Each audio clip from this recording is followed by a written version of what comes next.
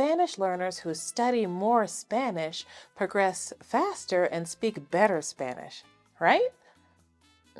Not necessarily. I've seen learners spend countless hours studying Spanish and still struggle to use it in conversation. And I've seen other learners spend far less time studying and make significantly more progress in their real-life conversations. So what are they doing differently? Well, one of our students, Jody, describes it perfectly. It's great. So I feel more confident when I'm participating in class. I'm learning vocabulary, I'm going over grammar, but it's in such a way that I'm going to use it immediately in CCC. So it's not just sort of floating out there for the sake of doing exercises. And that's the shift I want to show you today. After working with hundreds of Spanish learners, I'm going to show you what I've noticed about how changing the goal of what you're studying can eliminate all kinds of unnecessary work, make what you do more effective, and ultimately help you spend less time studying Spanish and more time speaking Spanish. And before we jump in, if you want to actually experience this approach instead of just hearing me talk about it, then I want to invite you to my online school, the Camilo's Conversation Club, during our upcoming open house week. We only do this a few times per year, and honestly, my team and I get super pumped every time because it is so much fun. For 7 full days, you can come inside the Camilo's Conversation Club, or the CCC as we call it, completely free. Prepare for real conversations with us and then use what you've prepared in live Spanish conversation classes. The link is in the description with all the dates and details, and if open house has already passed by the time you're watching this video, do use that same link to join the waiting list. Again, we only do this a few times per year. All right, let's start with the first and probably most important shift. Speaking isn't just another thing on your study list. You see, most Spanish learners have a collection of things that they do to learn Spanish. Maybe you do a little Duolingo, you watch YouTube videos, you listen to podcasts, you have some vocabulary you're reviewing, you're working through a grammar book. And then somewhere on the list, you also try practicing your speaking. Now, there's absolutely nothing wrong with any of those activities. The problem is how they're organized, especially because for a lot of Spanish learners, they're not organized at all. Monday, you might happen to watch a video about the subjunctive because you heard that's hard and you want to see what that's all about. And then Tuesday, your app teaches you vocabulary about animals. And then Wednesday, you listen to a podcast about Mexican history. Thursday, you review some flashcards, and Friday, you work through the next lesson in your course. And then on Saturday, you actually get an opportunity to speak with someone. But what does any of what you did Monday through Friday have to do with what you need to say on Saturday? Probably not much. So what happens? Well, either you're too nervous to take advantage of that speaking opportunity on Saturday, or you do it, but the interaction just leaves you feeling discouraged. When I talk about studying less, I'm not telling you do less Spanish. I'm telling you to stop treating speaking as an afterthought, as one more thing on your Spanish to-do list. Instead, make speaking the goal, front and center, that organizes everything else on the list. So don't start your week asking yourself, what Spanish should I study? Instead, start by asking yourself, what do I want to be able to talk about? Because once you can answer that question, something really interesting happens. For example, let's say that you know that you're probably going to have a conversation about travel with a friend because you just took a trip and you're about to see her and you know that she's going to ask you how that trip went. So maybe now you truly do need some travel vocabulary. Maybe you need the past tense because you want to be able to describe certain experiences that happened to you. Maybe you listen to someone else describing a trip so that you can hear some of that language in context. Maybe you've heard me say before that reading out loud while you listen, shadowing and listening and repeating is one of the best ways to work on your pronunciation. So this week you decide to do that with input with listening and reading materials related to the place where you went. So now you're working on pronunciation, but also gathering even more useful vocabulary. Maybe you write down specifically a few sentences, a few ideas of what you want to share with your friend so that you're even more prepared. You're still practicing vocabulary, grammar, pronunciation, listening, reading, writing. But they're no longer 6 disconnected Spanish activities. There are 6 things helping you accomplish one thing: having that conversation, speaking about something specific. Speaking is at the center of everything else you're doing, and that's why focusing on speaking can actually help you study less. Because instead of trying to get better at the entirety of the Spanish language every time you sit down to study, you're preparing to do something specific with it. And that naturally eliminates a whole list of things you don't need to be working on right now.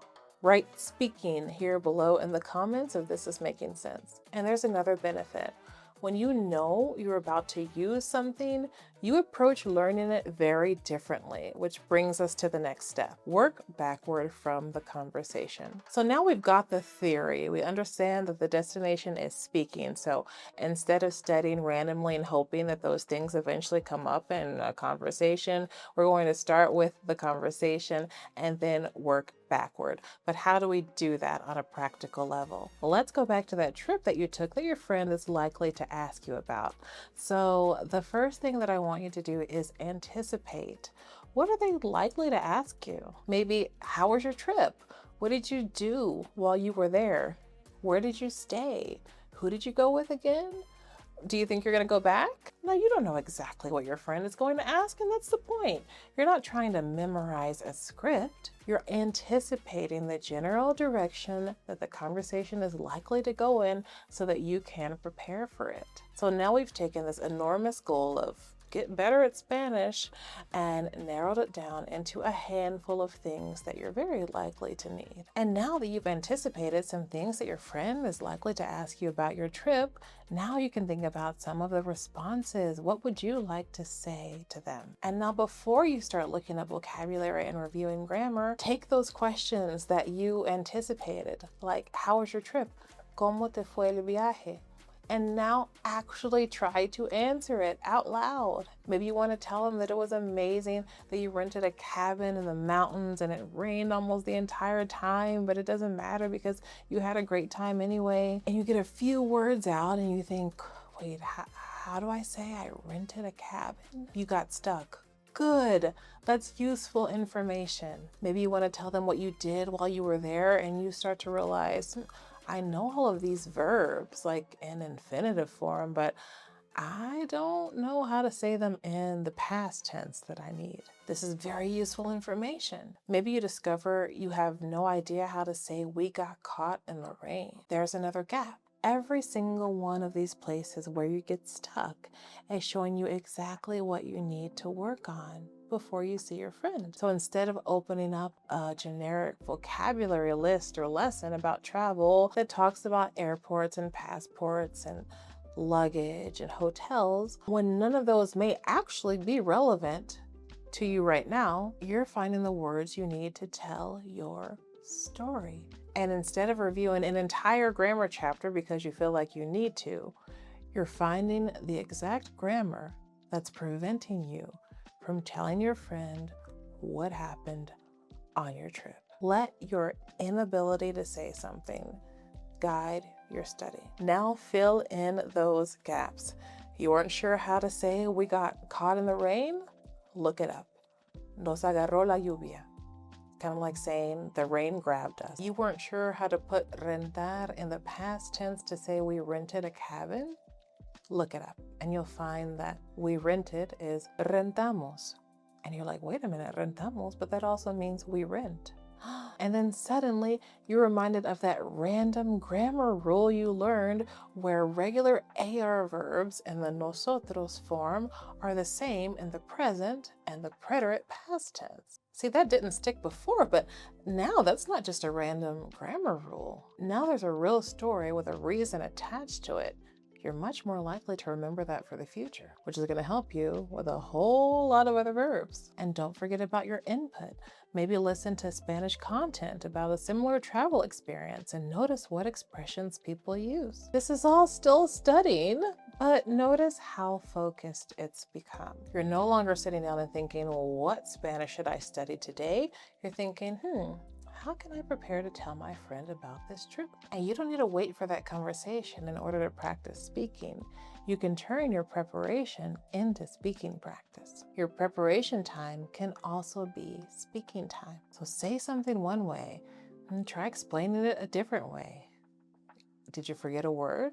Well, try explaining your way around it instead of just immediately looking it up. Imagine a follow-up question, answer it. You can have full conversations with yourself. And every time you get stuck, you've potentially found your next little study assignment. So speak, find a gap, study the gap, speak again. And by the way, if practical strategies like this are helping you understand how to go beyond just studying Spanish and actually start using it, then be sure you're subscribed to this channel, because this is what we do all the time. We talk a lot about how to move beyond knowing Spanish and become a much more confident speaker. And if you're realizing right now that you could turn some of the time you're already spending with Spanish into productive speaking time without adding more study time to your routine, then give this video a like, because that's really the point here.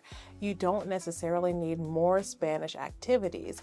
You need more of your Spanish activities leading somewhere. And the next piece is where this becomes even more powerful. Don't stop at one conversation. Let's say you do everything we just talked about. You choose a conversation you really want to have, you spend some time preparing, you find those gaps, you close those gaps, and you have that conversation. But what you have learned from your prepare, practice, and present process is incredibly valuable. But here's where you have to take it a step further. Don't stop at one conversation. Because think about what happens during that first conversation.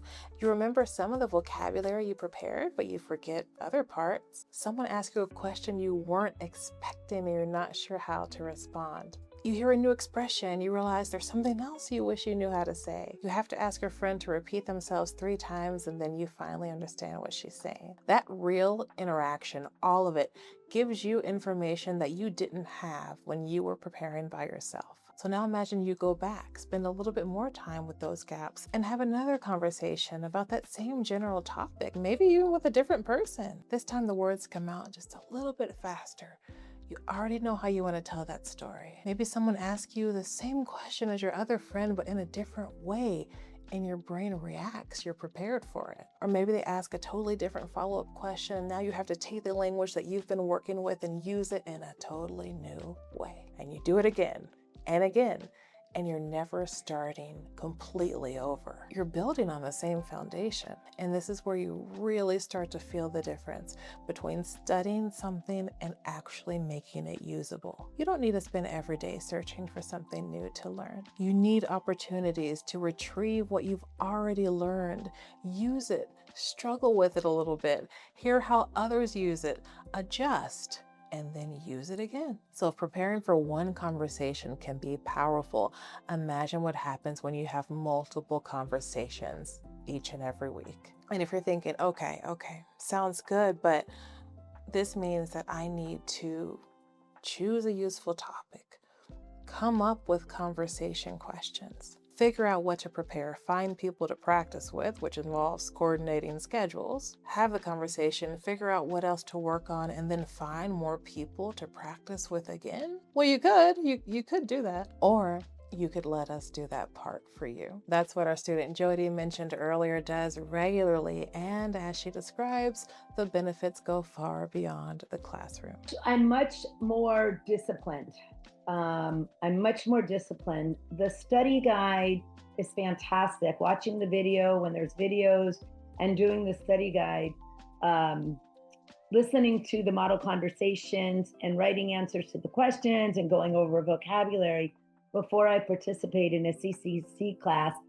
And I try really hard to use it in my everyday conversations, and it's really exciting. Like we were doing a kabar day, and I use that now almost every single day. And I'm like, yes. And it just like, I can't believe we study things that are really applicable to at least my daily life. I assume other people's as well. She knows what she's preparing to talk about, and then she has the opportunity to actually show up and talk about it, and then let those conversations go in the different and beautiful directions that conversations naturally go. And that's the beauty of speaking to humans and not robots. And inside the Caminos Conversation Club, she doesn't just have the opportunity to do this once per week. She can come back throughout the week and have multiple conversations on that same topic or on a variety of others. And each conversation is different because the people are different. The questions are different. The answers are different. The direction the conversation takes is different, but you're bringing much of the same language with you every time. So you're getting repetition without simply repeating the same exercise over and over again. That's where conversation starts to become automatic and effortless. That's exactly why I want you to come experience the Caminos Conversation Club during Open House Week. We've already built the structure. We've chosen the conversation topics. We've created the preparation materials. We've given you questions to help you anticipate what might come up. We've created opportunities for you to prepare and practice. And most importantly, we've brought together the incredibly supportive team of teachers and learners from all around the world so that you can show up and focus on having wonderful, natural conversations. And during open house, you don't have to take my word for any of this. Show up, try it, see if it works for you. See what happens to your Spanish by the end of the week when everything you're doing has somewhere to go. Open House Week is completely free, and we have 3 levels available, from complete beginner to the upper beginner to the intermediate learner. Even if you're a high intermediate or advanced learner, we have a spot for you as well. You'll find the link below this video where you can find the dates and save your spot. And if you're watching after this open house has ended, I'm so sorry, but do use that same link to join the waiting list for next time. And if you want to get even better at preparing yourself for real conversations, watch this video next, where I show you exactly what's going on when you feel like you can understand what was said, but you just can't respond.